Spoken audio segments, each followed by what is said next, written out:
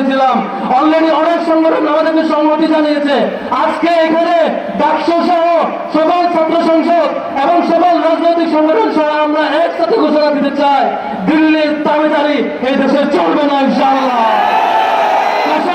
দাবিদারি এই দেশে চলবে না ইনশাআল্লাহ।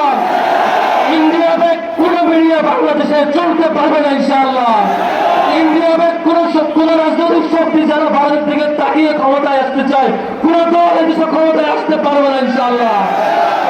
এদেশে সে দল ক্ষমতায় আসবে, এদেশে সে পত্রিকা চলবে, এদেশে সে সংবাদ মাধ্যম চলবে, এদেশে সে রাজনৈতিক দল চলবে যারা দিল্লির দাবিদারির বিরুদ্ধে প্রকাশ্য কথা বলতে পারবে।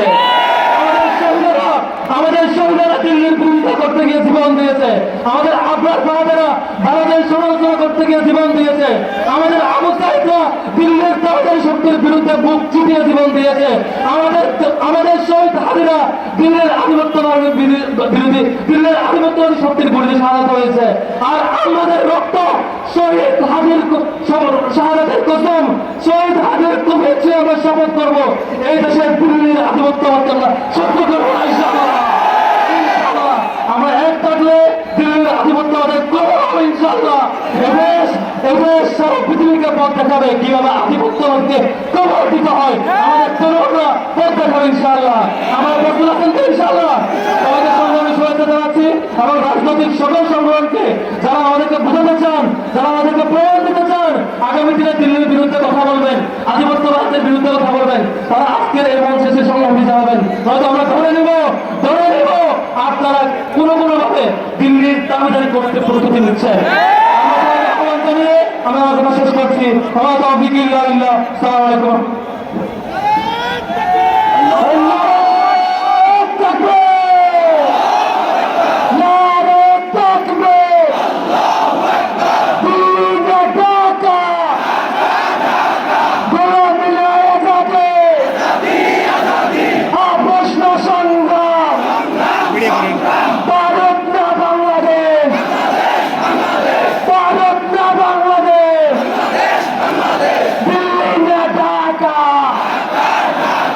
ইনকিলাব ইনকিলাব জিন্দাবাদ জিন্দাবাদ একটা লিখিত একটা লিখিত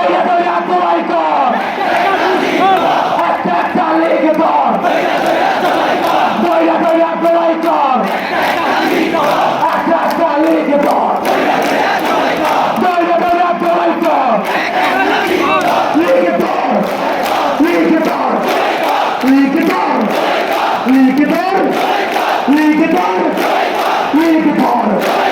Liquidar!